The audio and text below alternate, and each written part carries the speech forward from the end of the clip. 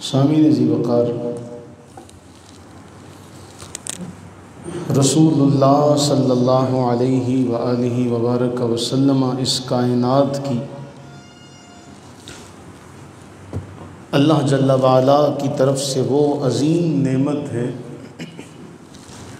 کہ اس کائنات میں رب تعالیٰ کی وہ نعمت کہ جس نعمت سے اللہ تعالیٰ نے سب کو مستفیض فرمایا ہے۔ کوئی بھی اللہ کے سوا مخلوق میں ایسا نہیں ہے جسے نبی سرور عالم صلی اللہ علیہ وآلہ وبارک وسلم کی ذات مبارکہ سے کوئی حصہ نہ ملا ہو۔ اور ہم ابتدا سے انتہا تک دیکھیں، رسول اللہ صلی اللہ علیہ وآلہ وبارک وسلم اس دنیا میں آنے سے پہلے بھی اور اس دنیا میں آ جانے کے بعد بھی اور اس دنیا سے پردہ فرما جانے کے بعد بھی آپ یہ دیکھیں کہ دنیا میں ہمارے ہاں معمول یہ ہے کہ ہم میں سے کوئی دنیا میں آتا ہے اور دنیا میں آ کر پھر وہ کوئی کام کرتا ہے جس بنا پر وہ لوگوں میں مشہور ہوتا ہے۔ رسول اللہ صلی اللہ علیہ وسلم کا معاملہ بالکل اس کے الٹ ہے۔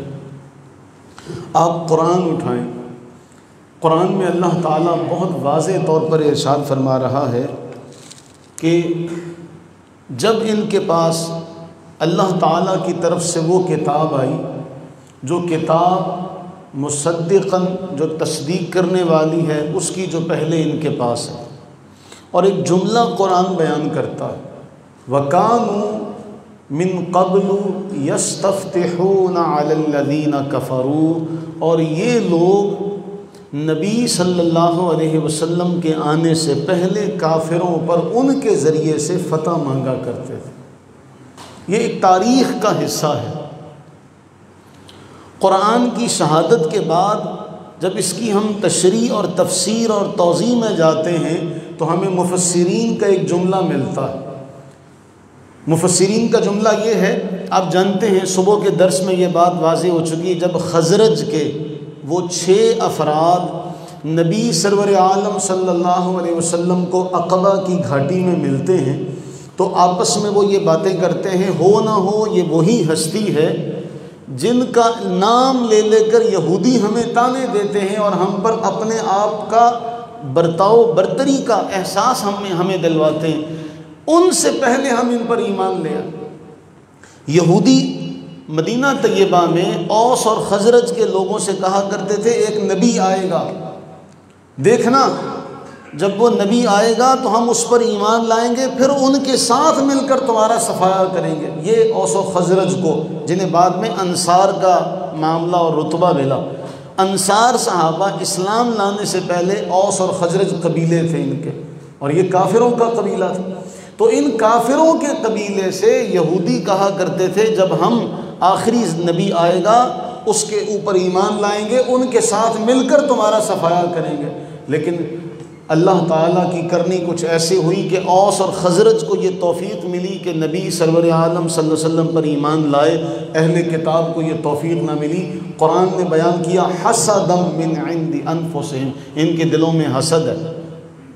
اور وہ جو اس زمانے میں دعائیں مانگا کرتے تھے، نبی اس دنیا میں ابھی تشریف نہیں لائے، رسول اللہ صلی اللہ علیہ وسلم اس دنیا میں ابھی تشریف نہیں لائے، لیکن جب کبھی یہودیوں کا کسی کافر قوم سے مقابلہ ہوتا، یہودیوں کی یہ دعا سارے مفسرین نقل کرتے ہیں، اللہم انصرنا بالنبی المبعوث فی آخر الزمان المکان الذی نجد نعتہ فی التوراۃ، اے اللہ اس آخری نبی کے صدقے سے جو آخر زمانے میں آئے گا، جس کی ہم تعریف توصیف جس کا تذکرہ ہم تورات میں پڑھتے ہیں، اس کا وسیلہ کر کے ہمیں کافروں پر فتح عطا فرما۔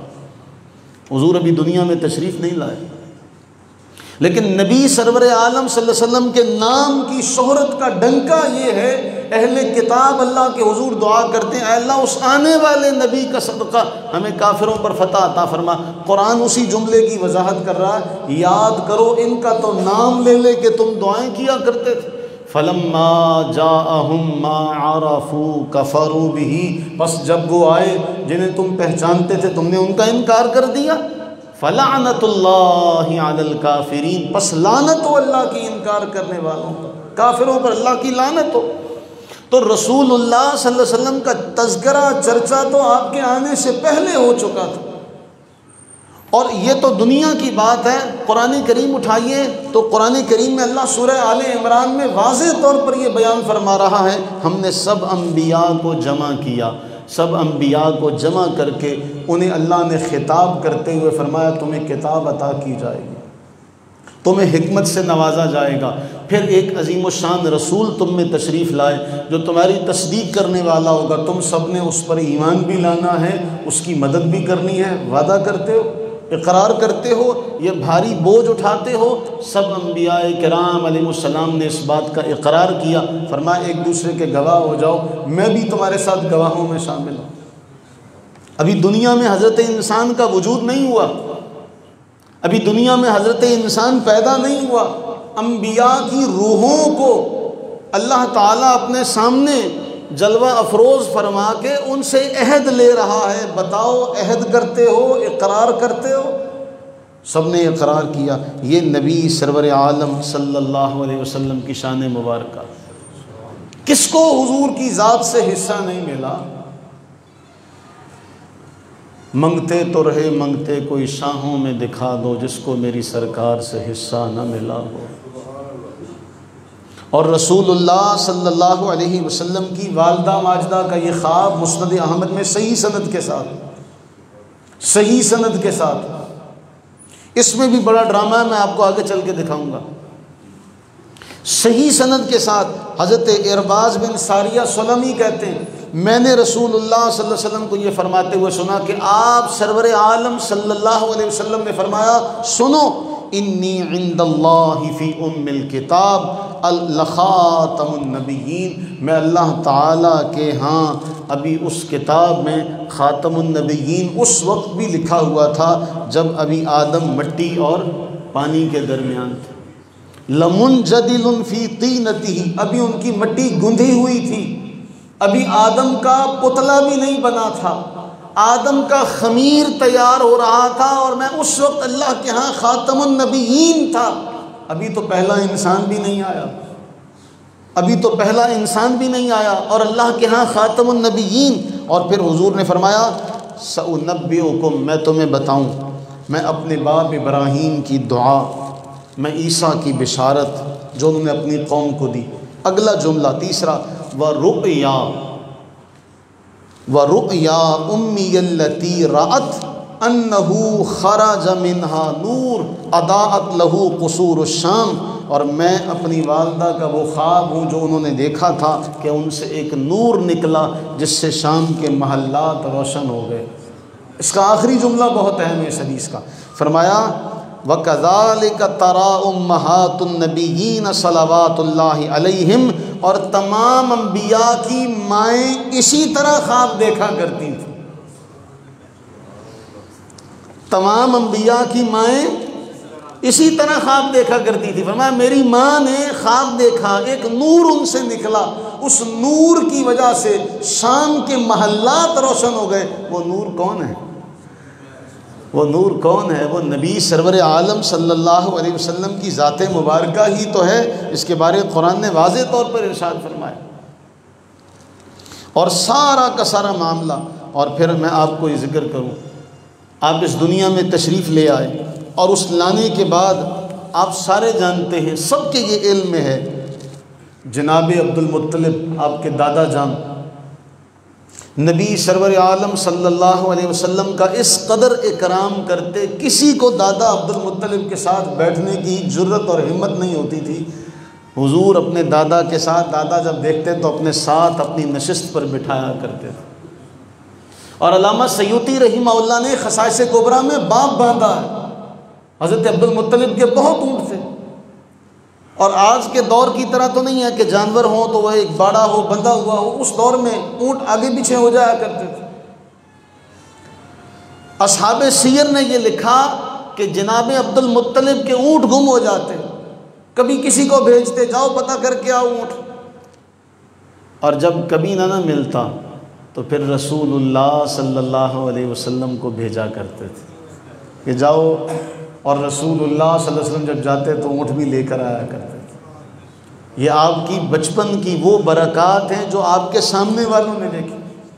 پھر علامہ جلال الدین سیوطی رحمہ اللہ تمام اصحاب سیر نے لکھا، حضرت ابو طالب کے ہاں جب آپ کا بچپنا ہے، سب بچے صبح اٹھتے ہیں تو کسی کے بال ادھر کو بکھرے ہوتے ہیں، کسی کے ادھر کو بکھرے ہوتے ہیں۔ رسول اللہ صلی اللہ علیہ وسلم کی عمر مبارکہ 9-10 سال کے قریب ہے، اس عمر میں بھی اٹھتے ہیں تو بال کنگھی کیے ہوئے محسوس ہوتے ہیں، آنکھوں میں سرما ڈلا ہوا محسوس ہوتا ہے۔ اور جب کبھی حضرت علامہ جلال الدین سیوطی رحمہ اللہ نے اس کو بڑا واضح طور پر لکھا کہ آپ اس کو سنیے گا، کہتے ہیں کہ جب حضرت ابو طالب کے سارے گھر والے بیٹھ جاتے اور رسول اللہ صلی اللہ علیہ وسلم موجود نہ ہوتے تو کھانا بھی ختم ہو جاتا اور کسی کا پیٹ بھی نہ بھرتا، کھانا ختم ہو جاتا اور کسی کا پیٹ بھی نہ بھرتا۔ چنانچہ حضرت ابو طالب کہتے رک جاؤ، پہلے محمد کو آ لینے دو، صبح و شام جب تک رسول اللہ صلی اللہ علیہ وسلم دسترخوان پر نہ بیٹھ جاتے تب تک کھانا شروع نہ کیا جاتا، اور جب رسول اللہ صلی اللہ علیہ وسلم تشریف لاتے اس دسترخوان پر موجود ہوتے۔ اصحاب سیر نے لکھا سب سیر ہو کے کھا لیتے تھے، کھانا پھر بھی بچا رہتا تھا، سب سیر ہو کے کھا لیتے تھے، کھانا پھر بھی بچا رہتا۔ اور اگر دودھ ہوتا تو چچا سب سے پہلے دودھ آپ کو پلاتے، آپ کے پینے کے بعد سب پیتے تو سیراب ہو جاتے، ورنہ ایک ہی پر وہ دودھ ختم ہو جاتے۔ یہ آپ کے بچپن کی برکات ہے۔ کوئی بھی آپ سیرت کی کتاب اٹھائیے، اس کتاب میں آپ کو آپ کے بچپن کی برکات میں یہ واضح طور پر لکھا ہوا ملے گا کہ اس وقت کے زمانے میں لوگوں میں یہ مشہور ہو چکا تھا۔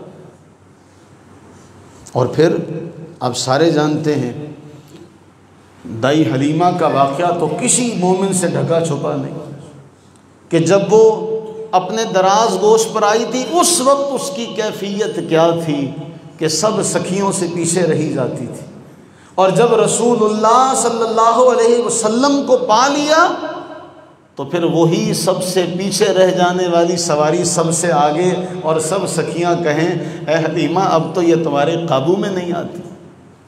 اور پھر ان کے قبیلے میں جو برکات ہوئی کہ وہاں اصحاب سیر نے لکھا کہ اگر مائی حلیمہ کے قبیلے میں کسی کا جانور بیمار ہو جاتا تو وہ آ کے نبی سرور عالم صلی اللہ علیہ وسلم کا دست مبارکہ اس جانور پر پھیرتے تو وہ جانور شفایاب ہو جاتا۔ تاریخ کا یہ حصہ ہے۔ اور جامع ترمذی کی صحیح سند کے ساتھ روایت 3620 نمبر حدیث صحیح، جامع ترمذی کی روایت، نبی سرور عالم صلی اللہ علیہ وسلم حضرت ابو طالب کے ہمراہ نکلتے ہیں شام کی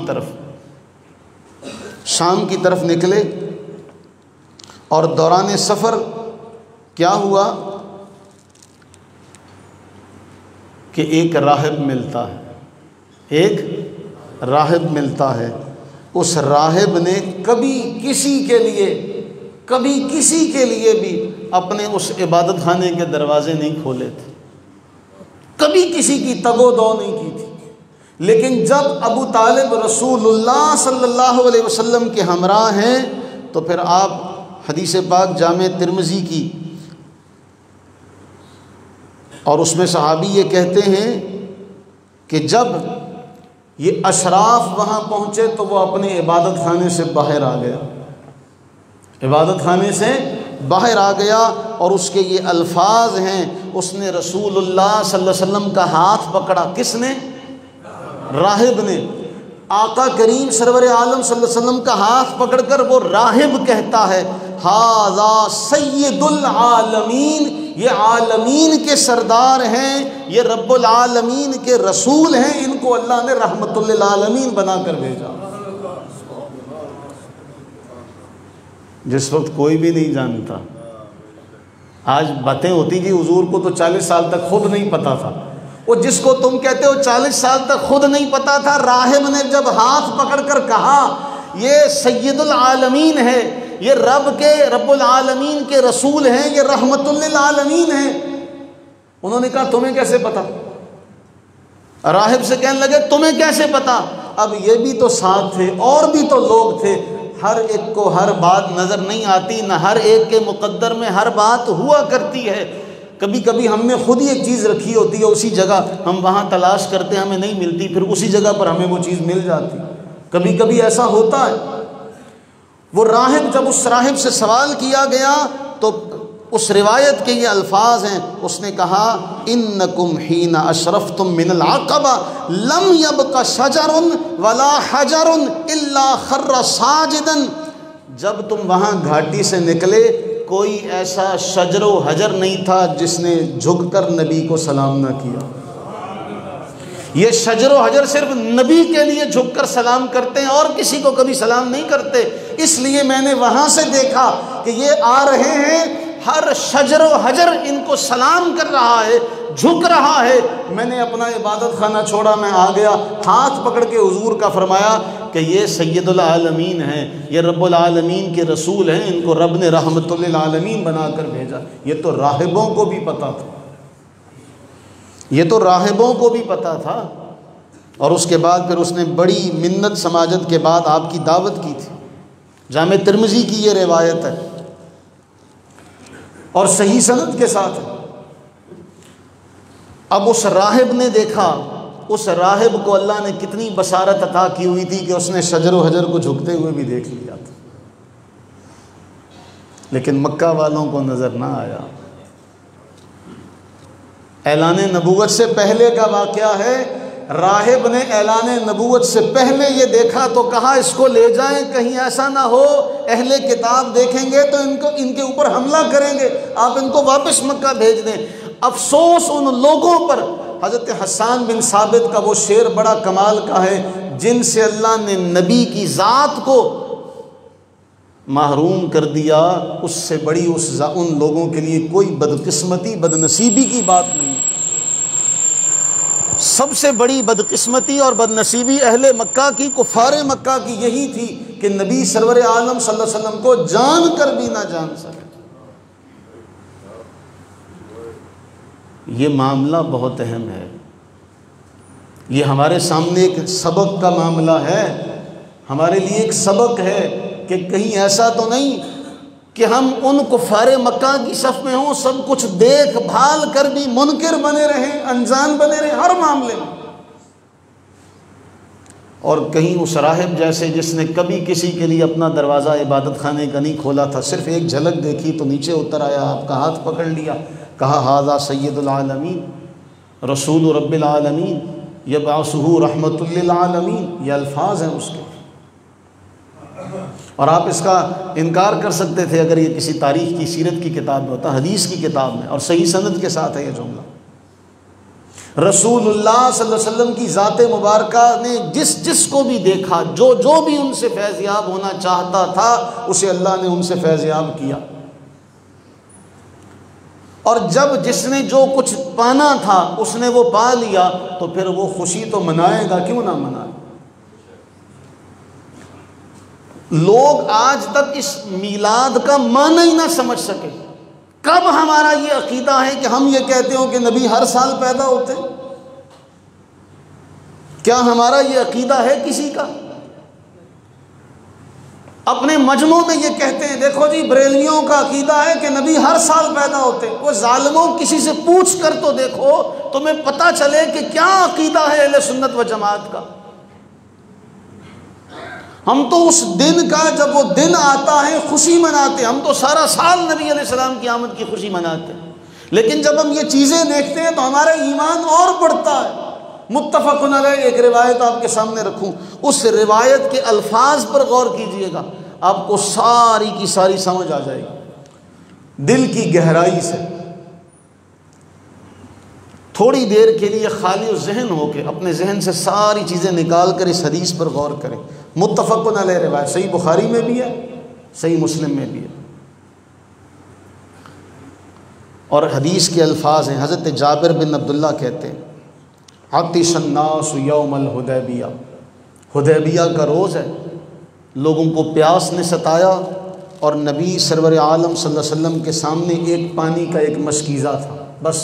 اور مشکیزہ کتنا بڑا ہوتا ہے، مشک جو ہوتی ہے پانی کی کتنی بڑی ہوتی ہے آپ سارے جانتے ہیں، وہ کوئی ہوتی ہے کوئی 40-50 لیٹر کی، وہ آپ نے کندھوں پر لٹکی ہوئی دیکھی ہوگی، اس میں کتنے لیٹر پانی ہوتا ہے۔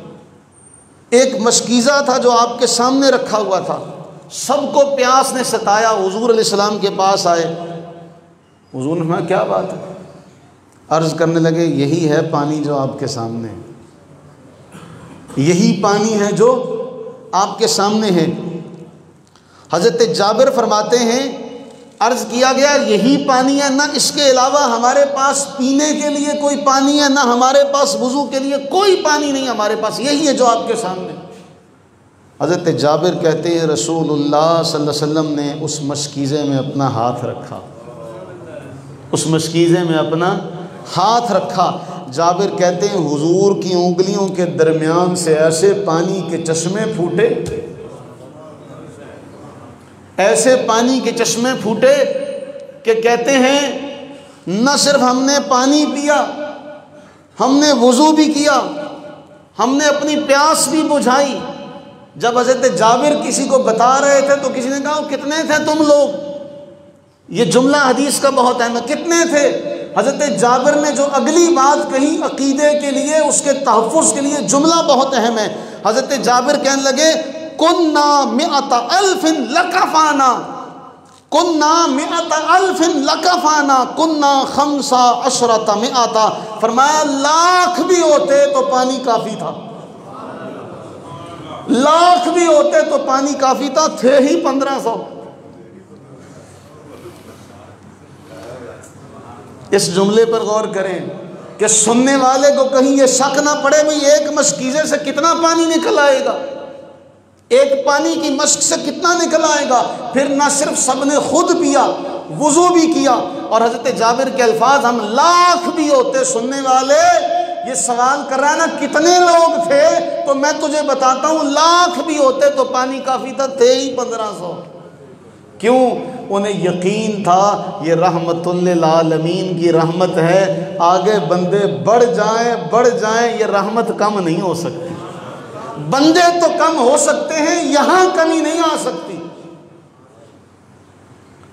ہم تھے ہی 1500۔ یہ ہے اپنی تنگی داماں کا اظہار کہ میں کیا کرتا، میرے پاس تھا ہی اتنا۔ ہم تھے ہی 1500، اور یہ 1500 بھی کوئی معمولی تو نہیں۔ آپ دیکھیں 1500 لوگ اگر ایک ایک گلاس بھی پانی پئیں، اور کتنا بنے گا ایک ایک گلاس پانی؟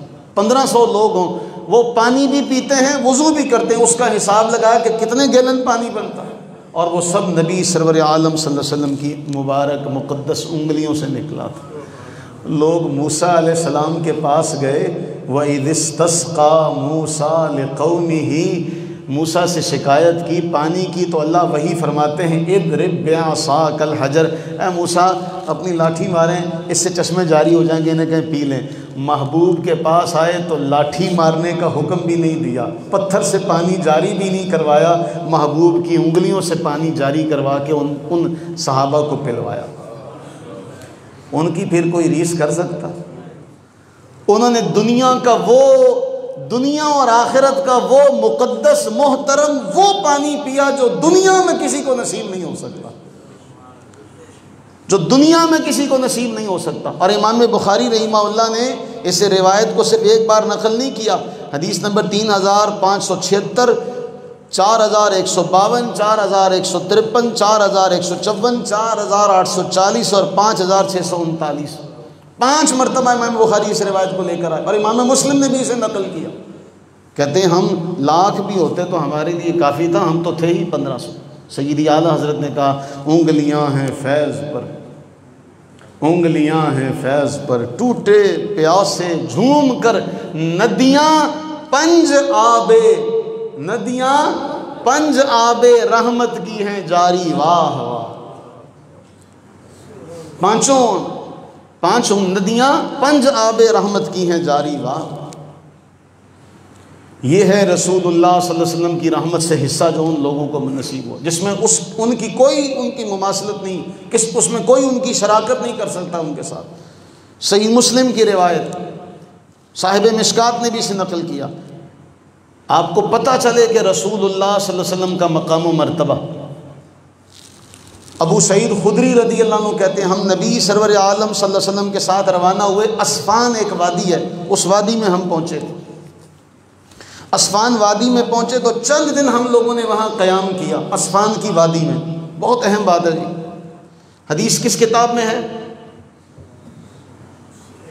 صحیح مسلم میں۔ کس میں؟ صحیح مسلم میں۔ صحابی کیا کہتے ہیں، ہم ایک وادی میں پہنچے جس کا نام تھا اسفان، چند دن ہم وہاں پہ رکے رہے تو منافقوں نے کچھ کہا۔ منافقوں نے کہا ایویں ہم یہاں پہ ٹھہرے ہوئے ہیں، وہاں پیچھے ہمارے اہل و عیال اکیلے ہیں، ان کو کوئی نقصان ہو جائے، کوئی ان کو حبی نبی ہو جائے، کوئی معاملہ ہو جائے، کون ذمہ دار ہے؟ ان منافقوں کی یہ بات نبی سرور عالم صلی اللہ علیہ وسلم تک پہنچی تو آپ سرور عالم صلی اللہ علیہ وسلم نے فرمایا اس ذات کی قسم جس کے قبضہ اور قدرت میں میری جان ہے، مدینہ کی ہر گھاٹی ہر درے پر فرشتے پہرا دے رہے جب تک تم واپس نہیں چلے جاتے۔ میرے ساتھ آئے ہو، میرے ساتھ آ کر بھی تمہیں پیچھے والوں کی فکر جب تک تم واپس نہیں چلے جاتے۔ مدینہ کی ہر گھاٹی ہر درے پر فرشتے پہرا دے رہے ہیں۔ اور حضرت ابو سعید خدری کہتے ہیں جب یہ بات ہوئی فرمایا چلو واپس چلتے ہیں۔ کہتے ہیں ہم واپس پہنچے، کہتے ہیں ابھی ہم مدینہ میں داخل ہوئے، ہم نے اپنا سامان بھی نہیں اتارا تھا کہ ہم پہ ایک قبیلے نے حملہ کر دیا۔ ابھی ہم نے اپنا سامان بھی نہیں اتارا تھا، حالانکہ اس سے پہلے کوئی چیز ایسی نظر نہیں آ رہی تھی کہ وہ ہم پہ حملہ کریں گے، کیونکہ حضور نے یہ بیان کر دیا تھا جب تک تم پہنچ نہیں جاتے تب تک کوئی حملہ نہیں کر سکتا۔ میرے ساتھ نکلے ہو، میرے ساتھ نکلے ہو۔ اب یہ بات کتنی بڑی اہم ہے عقیدے کے اعتبار سے کہ رسول اللہ صلی اللہ علیہ وسلم کے ہمراہ نکلیں گے تو پیچھے مدینے میں بھی کسی چیز کا خوف نہیں ہے کہ کوئی چیز آ کے نقصان پہنچا دے گی، کیونکہ حضور نے فرمایا جب تک تم پہنچ نہیں جاتے، جب تک تم پہنچ نہیں جاتے کوئی چیز تمہیں نقصان نہیں پہنچائے گی۔ اور پھر ہوا کہ جیسے ہی ہم مدینہ طیبہ میں داخل ہوئے ہم نے سامان بھی نہیں اتارا تھا کہ ہم پر ایک قبیلے نے حملہ کیا تھا۔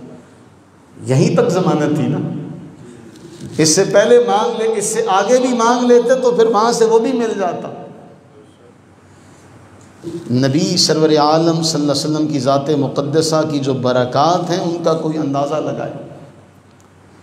اور مشکات کی صحیح سند کے ساتھ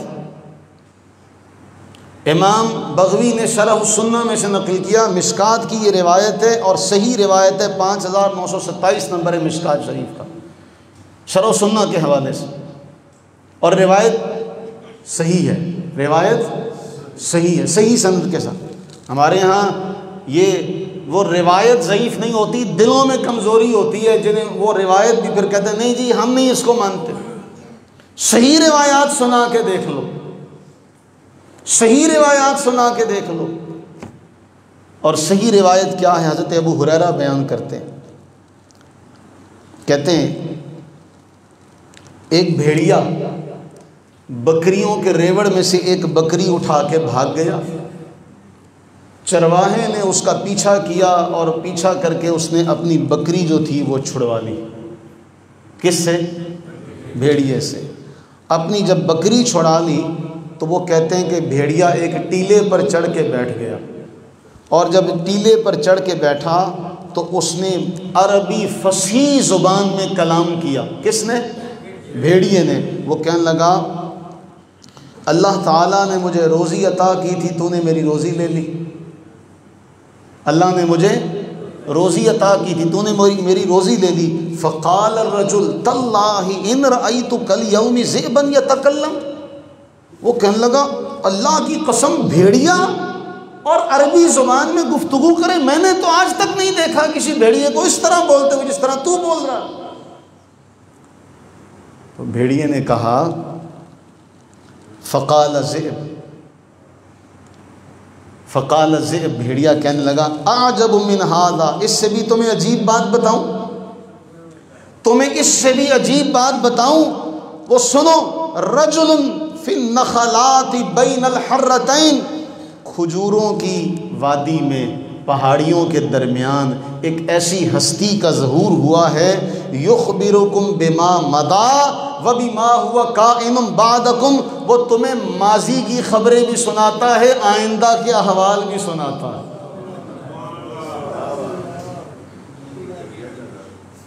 بھیڑیا کہتا ہے، کوئی قصے کہانی کی کتاب ہوتی نا تو آپ کہتے نہیں نہیں ہم نہیں مانتے، حدیث مشکات شریف کی صحیح سند کے ساتھ، وہ کہنے لگا تمہیں میرے بولنے پر تعجب ہے، اس نخلستان میں کھجوروں کی سرزمین پر ایک ایسی ہستی کا ظہور ہوا ہے جو تمہیں ماضی کی اور مستقبل کی ساری خبریں دیتا ہے۔ وَكَانَ الرَّجُلُ يَهُودِيًّا، وہ جو شخص تھا وہ یہودی تھا، فَجَاءَ الرَّجُلُ إِلَى النَّبِيِّ صلی اللہ علیہ وسلم وَخَبَرَهُ، وہ نبی سرور عالم صلی اللہ علیہ وسلم کے پاس آیا اور آ کے بڑی حیرانگی سے آپ سے یہ بات کی، تو آپ نے فرمایا ہاں واقعی ایسا ہی ہے، ایسا ہی ہے۔ تو مجھے بتاؤ، بھیڑیا بھی جانتا ہے،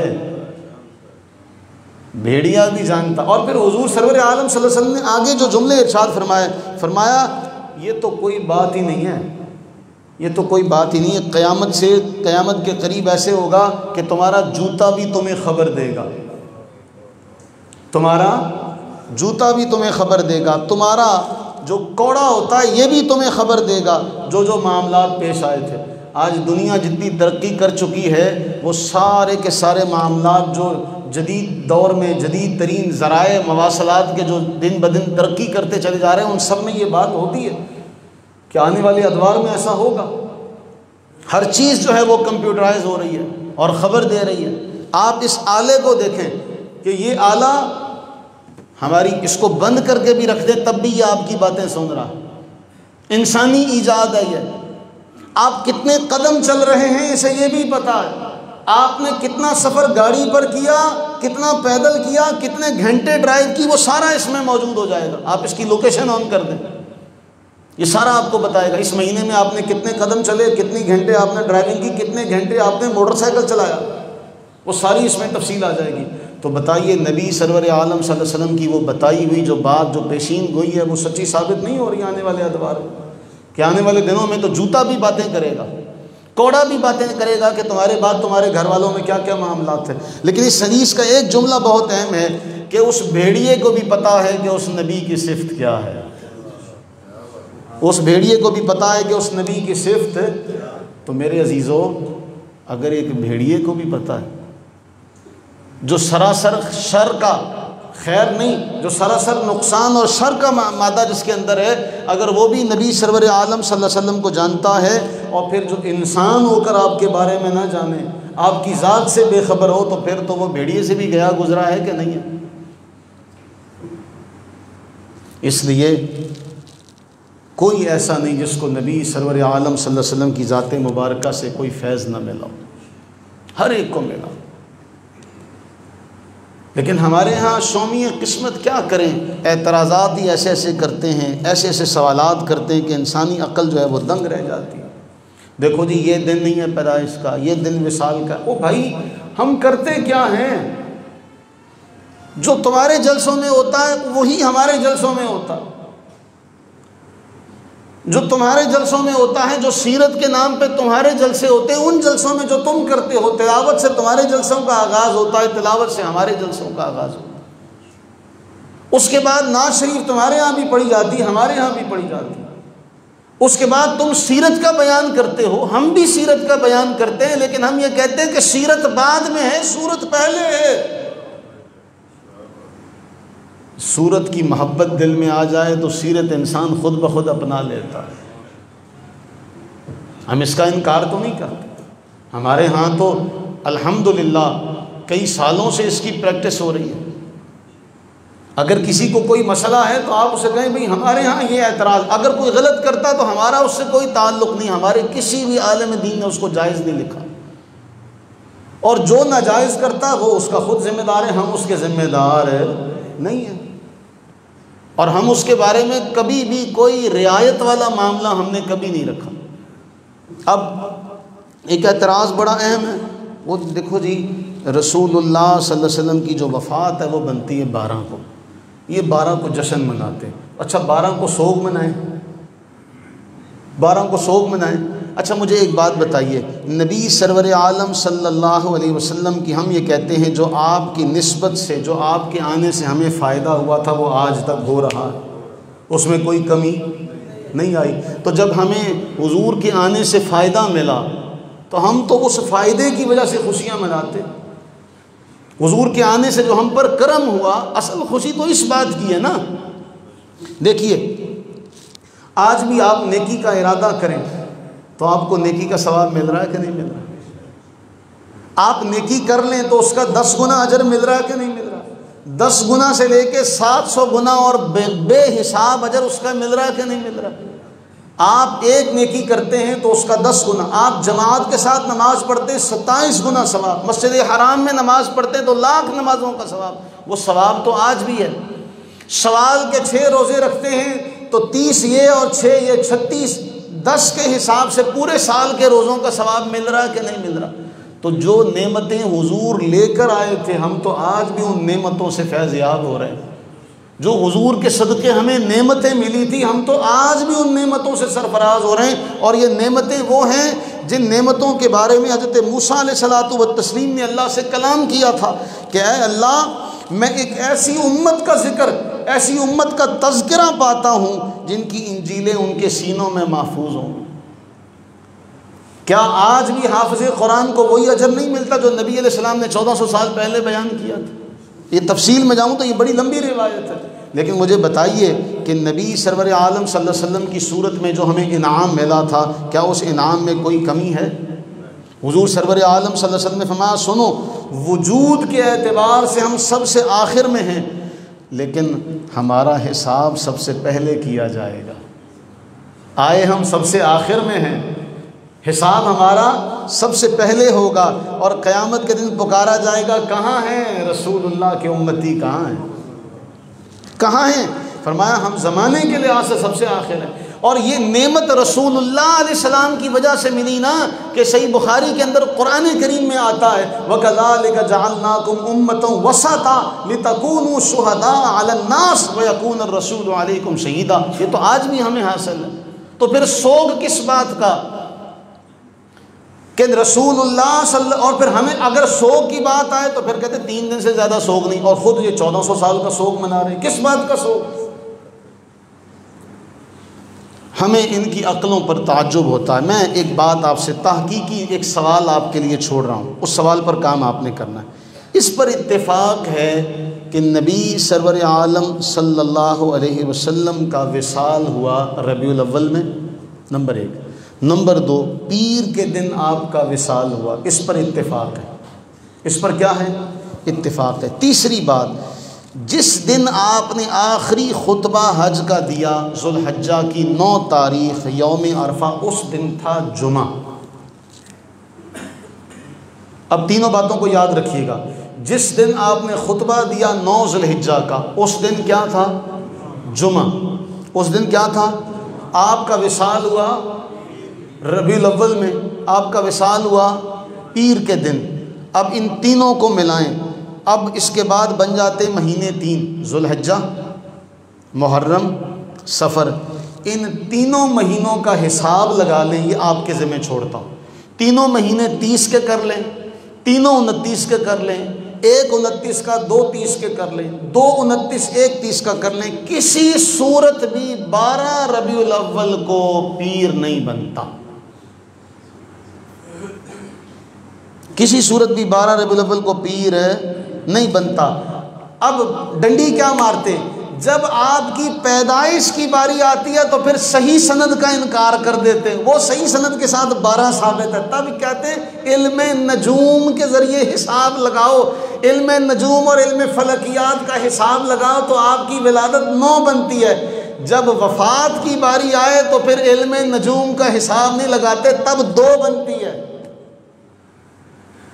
پیدائش کی باری آئے تو علم فلکیات کا سہارا لیتے، پھر صحیح سند کو چھوڑ دیتے۔ جب وفات کی تاریخ کی بات ہے تو پھر فلکیات کا حساب لگاؤ تو پھر ربیع الاول کی پیر کو کسی صورت 12 نہیں بنتی، 2 تاریخ بنتی ہے ربیع الاول۔ تو رسول اللہ صلی اللہ علیہ وسلم کا وصال 2 ربیع الاول کو ہوا، اور اس میں دیوبندیوں کے مفتی اعظم پاکستان مفتی شفیع صاحب نے، اللہ تعالیٰ ان کی غلطیوں سے درگزر فرمائے، ان کی قبر پر رحمت نازل فرمائے، انہوں نے اپنی کتاب میں واضح طور پر لکھا، کہا تاریخ وفات میں مشہور یہ ہے کہ 12 کو ہوئی۔ جمہور مورخین لکھتے چلے آئے، لیکن حساب سے کسی طرح بھی یہ تاریخ وفات نہیں ہو سکتی، کیونکہ یہ بھی متفق علیہ ہے اور یقینی امر ہے کہ وفات ہوئی دوشنبہ کو یعنی پیر کے روز، اور یہ بھی یقینی ہے کہ آپ کا حج 9 ذی الحجہ روز جمعہ کو ہوا۔ ان دونوں باتوں کے ملانے سے 12 ربیع الاول کو پیر نہیں بنتا، اس لیے شرح صحیح بخاری میں حافظ ابن حجر نے طویل بحث کے بعد 2 ربیع الاول کو صحیح قرار دیا۔ لو جی یہ قضیہ بھی تمام ہو گیا، حساب اب آپ لوگوں نے لگانا ہے۔ 9 کو ہے جمعہ، 9 ذی الحجہ کو ہے جمعہ، اس کے بعد سے آپ حساب لگائیں کہ ربیع الاول میں پیر کی تاریخ بنے، وہ 12 کو کسی صورت نہیں بنتی۔ معاملہ آپ کے سامنے، لہٰذا ہم یہ کہتے ہیں کہ بھائی ہمیں ان باتوں سے کوئی غرض نہیں۔ آپ دنیا میں آئے بھی، آپ کا وصال بھی ہوا، نہ ہمارا عقیدہ عیسیٰ علیہ السلام کے ماننے والوں کی طرح ہے کہ آپ کوئی اللہ تعالیٰ کے معاذ اللہ ثم معاذ اللہ بیٹے، آپ کی پیدائش ہوئی اور آپ کا وصال ہوا، آپ اس دنیا سے گئے جس طرح باقی سب جاتے ہیں۔ لیکن ایک بات ذہن میں بٹھائیں، جب کوئی جملہ کہتا ہے نا تو اس کے کہنے میں بڑا فرق ہوتا ہے۔ میں آپ کو ایک کتاب دکھاؤں، اس میں پتہ کیا لکھا؟ اس میں لکھا جس طرح تم لوگ بھی موت سے نہیں بچتے، نبی اور پیغمبر بھی موت سے نہیں بچے۔ یہ جو پیغمبر بھی موت سے نہیں بچے، یہ جملہ کہنا نبی سرور عالم صلی اللہ علیہ وسلم کی شان مقدسہ کے بالکل صراحتاً خلاف ہے، اس لیے کہ موسیٰ علیہ السلام کے پاس ملک الموت آئے تھے۔ ملک الموت جب موسیٰ علیہ السلام کے پاس آئے تو آپ نے تھپڑ مارا، آنکھ کا ڈیلا نکل گیا۔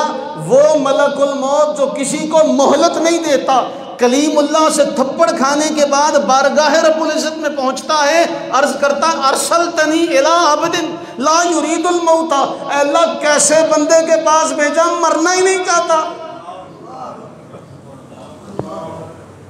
اے اللہ کیسے بندے کے پاس بھیجا جو مرنا ہی نہیں چاہتا۔ اب بتاؤ ملک الموت کسی سے پوچھتا ہے کہ تو مرنا چاہتا کہ نہیں چاہتا؟ لیکن کلیم اللہ سے تھپڑ کھا کے رب کی بارگاہ میں آنکھ نکلی ہوئی لے کے پہنچتا ہے، ایسے بندے کے پاس بھیجا جو مرنا ہی نہیں چاہتا۔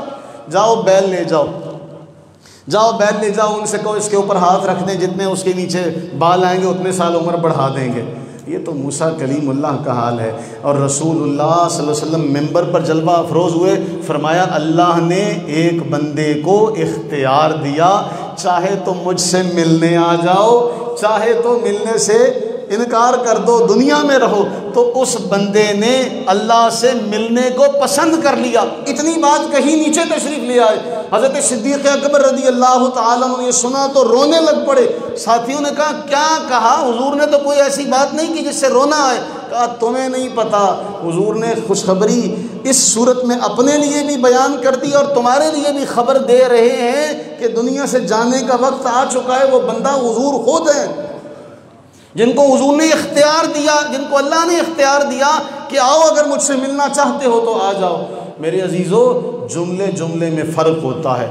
اگر ہم نے مرنا ہے تو ہمیں کوئی نہیں پوچھے گا، ہمیں کوئی نہیں پوچھے گا، ہم تو جتنی وہاں سے لکھوا کر لائیں اتنی ہمیں ملے گی۔ لیکن محبوب کا معاملہ اور ہے، وہاں پوچھا جاتا ہے، وہاں پوچھا جاتا ہے۔ اما عائشہ صدیقہ رضی اللہ تعالیٰ عنہ کہتی ہیں میں نے رب کو کسی معاملے میں اتنی جلدی کرتے نہیں دیکھا جتنی جلدی محبوب کی خواہش پوری کرنے میں جلدی کرتے دیکھا۔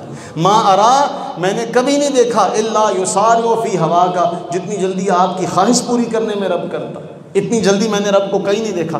اب ویسے اللہ ہمیں فرمائے تمہاری طرح میں جلد باز ہوتا تو تمہارا کام کب کا تمام ہو چکا ہوتا۔